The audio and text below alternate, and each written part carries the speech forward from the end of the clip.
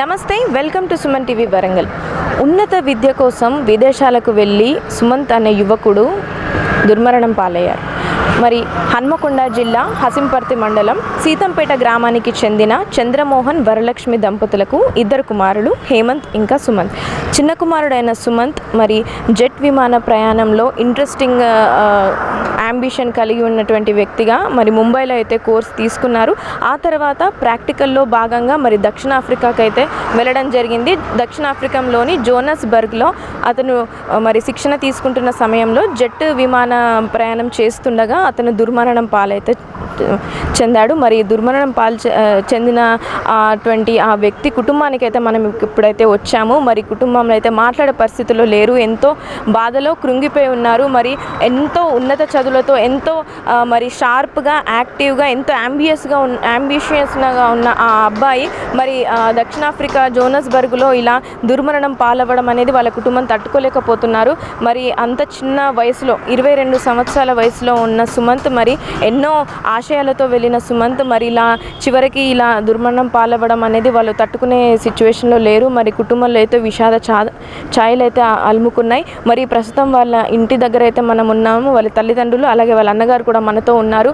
మరి ఇంకా 2 నెలల్లో శిక్షణ పూర్తి చేసుకొని రావాల్సిన సమయంలోనే ఆగస్టులో రావాల్సిన సుమంత్ మరి ఇప్పుడు ఇలా అయిపోయి మరి ఒక దుర్మరణానికి గురి అవ్వడం, ఇలా ఇంత చిన్న వయసులోనే కుటుంబ సభ్యులకు దూరం అవ్వడం అనేది వాళ్ళు తీసుకోలేకపోతున్నారు.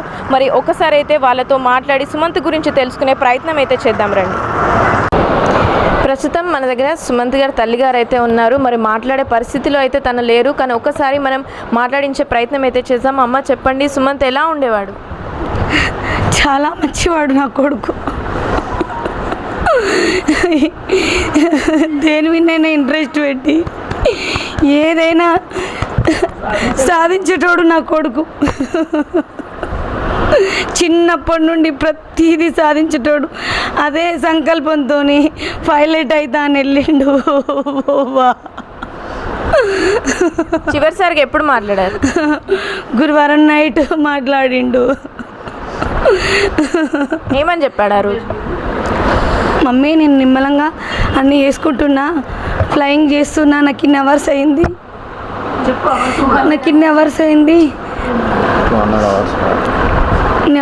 ఇక నేను మంచిగా నేర్చుకొని వస్తా మమ్మీ, నేను చాలా వరకు నేర్చుకున్నా, నాకు నేర్చుకోగలుగుతాను మమ్మీ అని చెప్పిండు.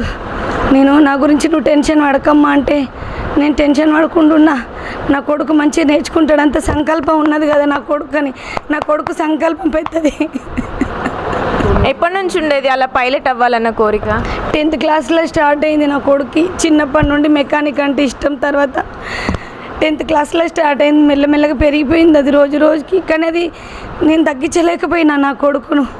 వద్దురా నేను బీటెక్లో జాయిన్ చేయిస్తారా అంటే వద్దు మమ్మీ, నేను అదే చేస్తా, నాకేం కాదు, నేను మంచిగా చేసి వస్తా మమ్మీ, నేను గొప్ప పైలట్ని అయితే మమ్మీ అని కోటి ఆశలు పెట్టుకొని పోయిండు నా కొడుకు. నా కొడుకుది పెద్ద ఆశ, పైలట్ కావాలా అని ఆశ. అక్కడ కూడా మంచిగా నేర్చుకుంటున్నాడు. ఎందుకు ఇట్లయిందో నాకు అర్థమైతలేదు. ఎగ్జామ్స్ కూడా అన్నీ మంచిగా రాస్తున్నాడు. ఒక్క ఎగ్జామ్లో ఒక్క మార్కు కూడా తక్కువ రాలేదు. సుమంతు, ఓ సుమంతు, నా వల్ల అయితే లేదు. నా కొడుకు ఎంతో సంతోషంగా, ఎంతో సంకల్పంతో అక్కడికి వచ్చిండు పైలట్ అవుతామని. నా కొడుకు ఎందుకు అట్లయిండో నాకు అర్థమైతలేదు. కానీ నా కొడుకుని నా దగ్గరికి పంపిండ్రి, నా కొడుకుని పంపిండ్రి. కొంచెం దయచేసి ఈ కన్న తల్లి హృదయాన్ని అర్థం చేసుకొని పంపిండ్రి. నా కొడుకు అక్కడ నా మీద కొట్టుకొని ఆగమవుతాండు. నా కొడుకు నా దగ్గరికి రావాలి. నా కొడుకుని పంపిండ్రి జరా. ఎవరన్నా నా కొడుకు సాయం అందించి అక్కడ ఆ దేశానికి పుణ్యం ఉంటుంది. అక్కడ ఎవరన్నా పుణ్యాత్ములు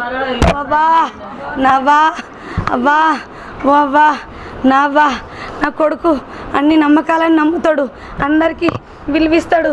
గవర్నమెంట్కి అయితే ఏంది, దేనికైనా కూడా నా కొడుకు రూల్స్ ప్రకారం ఉంటాడు. నా కొడుకుని పంపిండ్రి, తొందరగా పంపిండ్రి, నా వల్ల అయితే లేదు. అయ్యో ఓ సుమంతు సార్ ఎంతమంది కుమారులు మీకు? మాకిద్దరు మగ పిల్లలు, అబ్బాయిలు. పెద్ద అబ్బాయి బీటెక్ కంప్లీటెడ్, కాగ్నిజెంట్ గూగుల్లో జాబ్ చేస్తున్నాడు. చిన్న అబ్బాయి సుమంత్ 10th వరకు హన్మకొండలోనే చదువుకున్నాడు. తన లక్ష్యాన్ని నెరవేర్చుకునే క్రమంలో పైలట్ అయ్యే ఉద్దేశంలో మమ్మల్ని వినిపించి సాధించుకొని తన కోచింగ్లు తీసుకొని గట్టి లక్ష్యంతో సింగిల్ టైంలోనే అన్ని ఎగ్జామ్లు పాస్ అయ్యి పైలట్ కావాలనే ఉద్దేశంతో వాడు ఎన్నుకున్న పైలట్ విద్యను మమ్మల్ని ఒప్పించుకొని పోయాడు సౌత్ ఆఫ్రికా బర్డ్ ఏవియేషన్ స్కూల్కి. అక్కడ ఏం జరిగిందో వాని లక్ష్యాన్ని దాదాపు 100% రీచ్ అయ్యి మాకు 2 నెలల వస్తా డాడీ అని మమ్మల్ని నమ్మించి ఈ మధ్యనే ఫస్ట్ సిపిఎల్ తీసుకొని ఆ సిపిఎల్ తీసుకున్న ఫోటోలు మాకు పంపించి సంతోషపెట్టి ఆ ఆనందాన్ని మాకు జస్ట్ ఒక 20 రోజులు కూడా లేకుండా చేసి ఆ భగవంతుడు మమ్మల్ని నిరాశ్రయుల్ని చేసి మా ఆవేదన మమ్మల్ని మా బాధ హృదయానికి ఇబ్బంది కలిగించాడు. మా ఆవేదనను అర్థం చేసుకొని Indian government bird aviation school వాళ్ళు తొందరగా చర్యలు తీసుకొని మా అబ్బాయిని తొందరగా మా ఇంటికి చేరవేసే ప్రయత్నం చేయాలని భారత ప్రభుత్వాన్ని బర్డ్ ఏవియేషన్ ఫ్లై స్కూల్కి వేడుకుంటూ మా అబ్బాయి లక్ష్యాన్ని సాధించి ఇండియాకి వచ్చాడని మేము కలగన్న కళని వాడు కన్న కళని నెరవేర్చుకున్నాడు 100%. జస్ట్ శనివారం నాడు వాడు ఆ సిపిఎల్ లైసెన్సు తీసుకునేవాడట వాళ్ళ స్కూల్లో. నేను సోమవారం తీసుకుంటా అని చెప్పిండట. ప్రమాదవశాత్తు ఇది ఎట్లా జరిగిందో ఏం జరిగిందో దీనిపైన ఇన్వెస్టిగేషన్ చేపియాలని స్కూల్ యాజమాన్యాన్ని దక్షిణాఫ్రికా గవర్నమెంట్ని భారత గవర్నమెంటు మన ఇండియన్ గవర్నమెంట్ని వేడుకుంటూ మా అబ్బాయి తొందరలో రావాలని. మిగతా విషయాలు మా పెద్ద కొడుకు ఎక్కువ తెలుసు. మేము పెద్ద మొత్తంలో చదువుకున్న వాళ్ళం కాదు, ఆర్థికంగా మేము స్థితివంతులు మేము కాదు. మా కొడుకుకున్న లక్ష్యాన్ని నెరవేర్చుకునే క్రమంలో వాడి సంకల్పాన్ని నేను ప్రమోట్ చేయడం వల్ల ఇంత దూరం పోయి వాడి ఆశయాన్ని అంతవరకు నెరవేర్చుకొని మమ్మల్ని చిరు సంతోషాన్ని ఈ 20 రోజుల ముందే మాకు సెలబ్రేట్ చేసుకున్న ఫోటోలను పంపి వాడి సంతోషాన్ని మాకు పంపి ఆనందించిండు. ఈ ఆనందం 20 రోజులు కూడా లేకుండానే ఆకస్మికంగా దుర్మరణం చెంది మా ఆవేదన, మా బాధ, మా ఏడుపులను ఎట్లా మేము ఎట్లా చేయాలో మాకు అర్థం కాకుండా మేము ఏడుస్తున్నాం 3 రోజుల నుంచి. మరి ఇప్పుడు పేరెంట్స్ పరిస్థితి అయితే మనం చూసాం. ఇంకా బ్రదర్గా మీరే అన్నీ చూసుకుంటున్నారు కాబట్టి మరి అక్కడ నుంచి మరి ఎలాంటి రెస్పాన్స్ వస్తుంది, అసలు ఎలాంటి న్యాయం ఎక్స్పెక్ట్ చేస్తున్నారు మీరు? యాక్చువల్గానైతే ఇట్లా నా తమ్ముడు జరిగి ఉండకూడదు. వాడైతే ఇప్పటివరకు జరిగిన ఫ్లయింగ్లో ఏ రిస్క్నైనా ఎదురు తిరిగి తీసుకొని ఓవర్కమ్ చేసుకొని తొందరగా ఏదన్నా స్టంట్ అయినా ఏదైనా ప్రాబ్లం అయినా ఏదన్నా ఇట్లాంటి ఇల్లీగల్ యాక్టివిటీస్లో ఎవరు పార్టిసిపేట్ చేసినా వీడు ఏదైనా చేసినా కానీ తొందరగా రికవర్ అయ్యి మళ్ళీ తొందరగా ఫ్లై చేసే ఛాన్సెస్ ఉన్న కేపబిలిటీ ఉన్న పర్సన్ నా తమ్ముడు. కానీ ఎందుకు ఇలా అయింది అంటే పూర్తిగా సౌత్ ఆఫ్రికా ఎయిర్ ఏవియేషన్ వాళ్ళు పూర్తి ఇన్వెస్టిగేషన్ చేసి రిపోర్ట్ ఇచ్చేంతవరకు మనం ఎలాంటి ఫేక్ న్యూస్ కానీ మనం సర్క్యులేట్ చేసుకోవద్దు అనేది నా ప్రధాన ఉద్దేశం. అది ఏదున్నా తర్వాత కంప్లీట్గా నేను యాక్సెప్ట్ చేయడానికి రెడీ. కాకపోతే ఏదున్నా క్లారిటీగా ఎట్లాంటి ఏ ట్రాన్స్పరెన్సీ లేకుండా ఎట్లాంటి ఎవరికి ఏం సపోర్టివ్గా లేకుండా ఉన్నట్టు నిజంగా కావాలి అన్న ఒక మెయిన్ రిక్వెస్ట్. దాని నుంచి ఓన్లీ యాజ్ ఏ కామన్ పీపుల్గా మేము తీసుకుంటేనే నడవదు.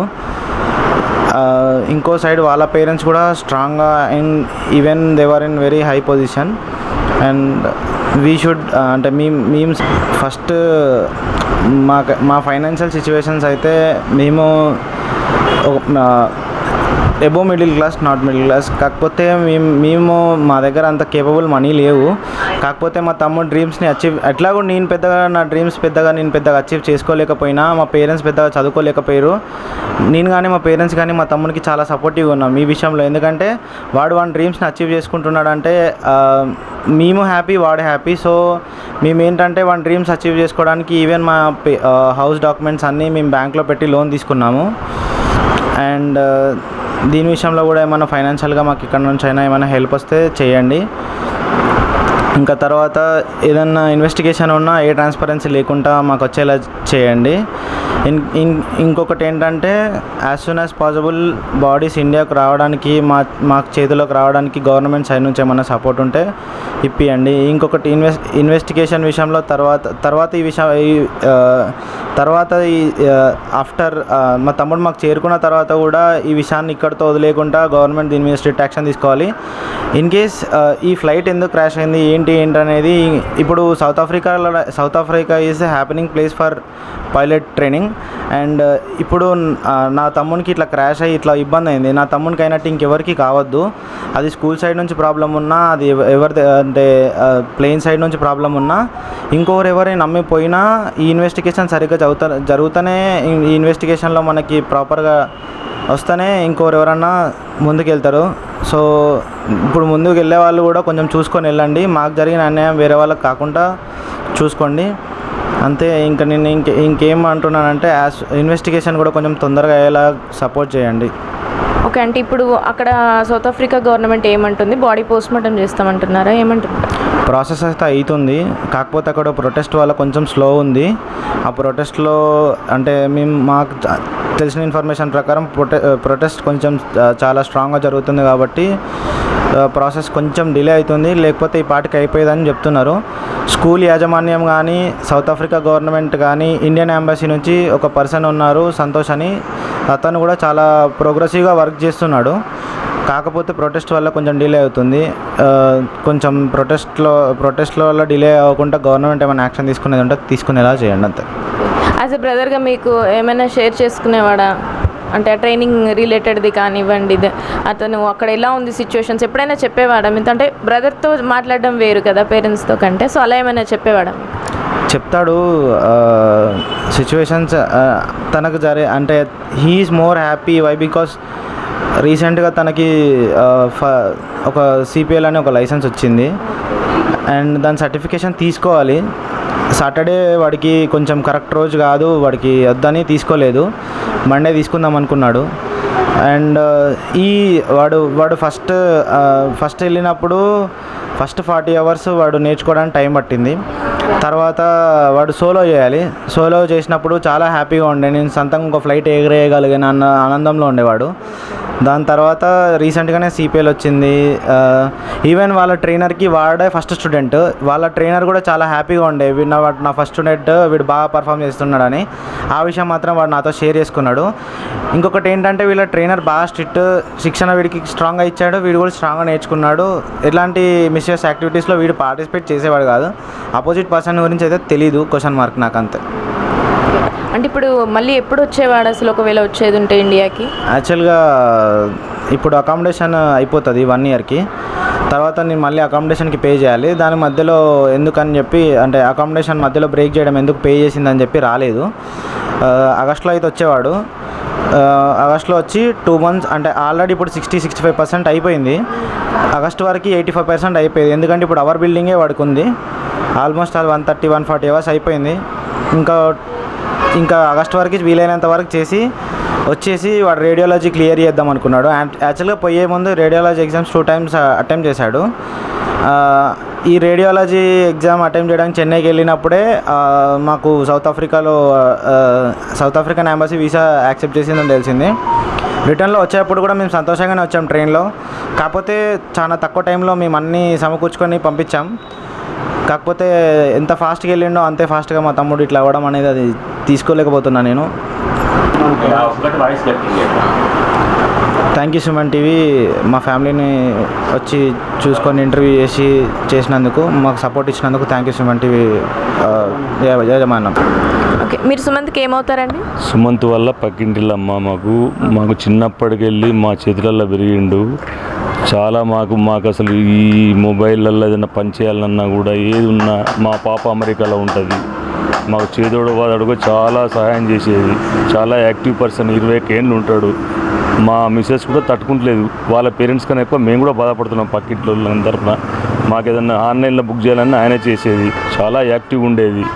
మాకు కూడా చాలా బాధాకరం. ఇది ఏం ఇబ్బంది అనిపిస్తుందమ్మా. ఇది పాత గవర్నమెంట్ కూడా మాకు ఏంటంటే ఇదంతా తొందరగా ప్రాసెస్ కంప్లీట్ చేసేసి ఇండియాకు బాడీని తెప్పించి మేము దహన కార్యక్రమాలు చేసుకుంటే వాళ్ళు పేరెంట్స్ కూడా చాలా ఇబ్బందులలో ఉన్నారు. వాళ్ళతో పాటుగా మేము కూడా ఇబ్బంది పడుతున్నాం. రోజు డైలీ 5 days బట్టి చాలా ఇబ్బంది అవుతుందమ్మా. అదొకటి మాకు గవర్నమెంట్ కూడా కొంచెం దృష్టి పెట్టి స్టేట్ కావచ్చు, సెంట్రల్ కావచ్చు, మంచిగా తొందరగా చేసి ఇవన్నీ పంపించేసి మేము దహన కార్యక్రమాలు చేసుకుంటాం. ఓకే సార్, అంటే చిన్నప్పటి నుంచి షార్ప్గా ఉండేవాడు అన్ని విషయాలు? వెరీ షార్ప్ అమ్మా, వెరీ షార్ప్. మాకు ఏ చిన్న పని చేయాలన్నా మా పాప డాక్టర్ అమెరికాలో. మా పాప కూడా ఆయన సలహా తీసుకో, సుమంత్ చాలా యాక్టివ్ ఉంటాడు డాడీ, 100% తీసుకోవాలి, సుమంత్తో నేను ఉంటే సపోర్ట్ చేసుకుంటే నేను సుమంత్కు మాట్లాడతాను. మా పాప కూడా ఎప్పటికీ ఎవ్రీథింగ్ డైలీ మాట్లాడేదమ్మా. కానీ మాకు చాలా విషాదకరమైన విషయం ఇది. 5 రోజుల బట్టి మేము తట్టుకోలేకపోతున్నాం.